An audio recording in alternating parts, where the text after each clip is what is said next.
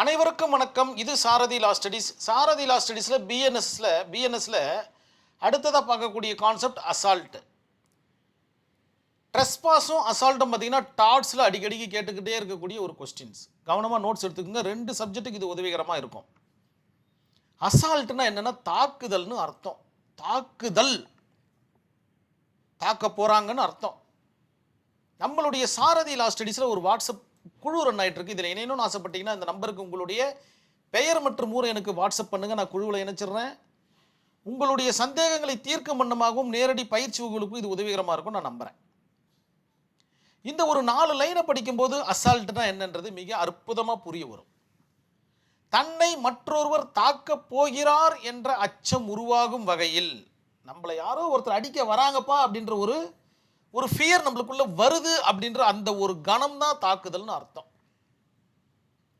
செய்கை ஜஸ்டர்னு சொல்லுவாங்க. செய்கை கையை ஓங்கி வர்றது, இல்லைன்னா அப்படி கொன்னுடுவண்டான்னு சொல்றது, இந்த மாதிரியான விவகாரங்கள்லாம் பார்த்தீங்கன்னா செய்கைன்னு அர்த்தம்.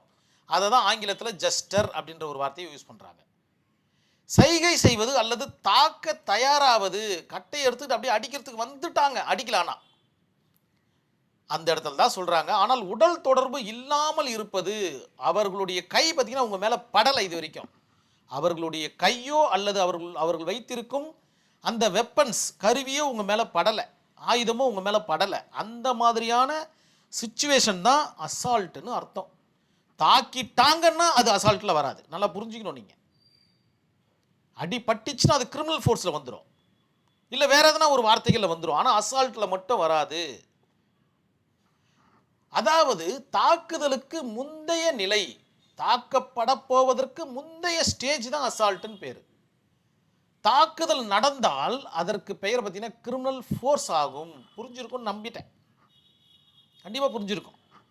செக்ஷன் 130 ஆஃப் பிஎன்எஸ் மிக தெளிவாக சொல்லுது வாட் இஸ் அசால்ட். இதற்கு பிறகு இந்த ஃப்ளோ சார்ட் பார்த்தா உங்களுக்கு எக்ஸ்ட்ராவாக உங்களுக்கு ஒரு ஐடியா கிடைப்பதற்கு வாய்ப்பு இருக்குது. எசென்ஷியல் எலமெண்ட் இதெல்லாம் இருந்தால் மட்டும்தாங்க அசால்ட் ஆகும். ஜஸ்டர் இருக்கணும், அவர் கையை நோங்கியிருக்காரு, இல்லைன்னா நாக்கை மடித்து கடிச்சிக்கிட்டு கையை அப்படி ஆட்டுறாரு, உன்னை கொன்னுடுவண்டான்னு சொல்கிறாரு. இந்த மாதிரியான விவகாரங்கள் எல்லாமே பார்த்தீங்கன்னா ஜஸ்டரில் வரும். காலை எட்டு உதைக்கிறாரு, இந்த மாதிரியான விவகாரங்கள்லாம் ஜஸ்டரில் வரும். இன்டென்ஷன் இது இல்லாத எந்த ஒரு விஷயமும் பார்த்தீங்கன்னா கிரிமினலால் வராது. ஸோ இன்டென்ஷன் இல்லாமல் எந்த ஒரு வேலையும் நடக்காது. இதை நீங்கள் அப்படியே காப்பி பேஸ்ட் பண்ண வேண்டியதுதான் எல்லா டாப்பிக்கும். கவனமாக தெளிவான நோட்ஸ் எடுத்துக்கோங்க. இன்டென்ஷனில் என்ன ராங்ஃபுல் இன்டென்ஷன் தான் கண்டிப்பாக வரும். இதை நீங்கள் அப்படி எல்லா சப்ஜெக்ட்டுக்கும் அப்படி எல்லா டாப்பிக்கும் நீங்கள் காப்பி பேஸ்ட் பண்ணிகிட்டே போக வேண்டியது தான். ஃபியர் ஆஃப் கிரிமினல் ஃபோர்ஸ், அவங்க அடிக்க வர்றதுக்கு உண்டான அச்சம் உங்ககிட்ட இருந்திருக்கணும், பயம் உங்களுக்குள்ளே வந்திருக்கணும். அப்படி இருந்தால் அது அசால்ட்டாக மாறும். நோ பிசிக்கல் கான்டாக்ட், எந்தவித உடல் தொடர்பும் உங்கள் மேலே நடந்திருக்கக்கூடாது. நடந்துச்சுன்னா அதற்கு பெயர் பார்த்தீங்கன்னா கிரிமினல் ஃபோர்ஸாக மாறிடும். நடக்காத வரைக்கும் அதற்கு பெயர் அசால்ட்டாக இருக்கும். புரிஞ்சிருக்கும் நம்புகிறேன்.